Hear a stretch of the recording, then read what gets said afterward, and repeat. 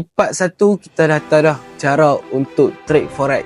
Sekarang untuk part 2 saya nak menceritakan tentang siapa pelaku dalam pasar forex ni. Yeah, wait a minute, get it how you live it.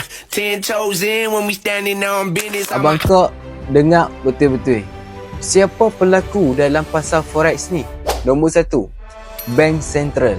Contoh The Fed. Mereka mengatur kebijakan, monitor dan melakukan intervensi di pasar untuk mengontrol semua nilai mata wang mereka. Nombor 2, Bank Komersial dan Investasi. Contoh Citibank, HSBC dan lain-lain.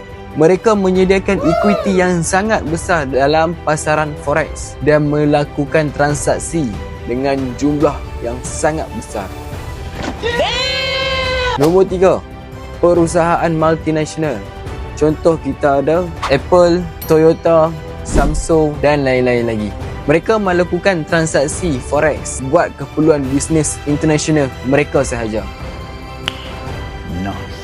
Jadi, kalau hampa nak tahu selebih lanjut lagi tentang forex trading ni, hampa jangan lupa follow dan share video saya ni.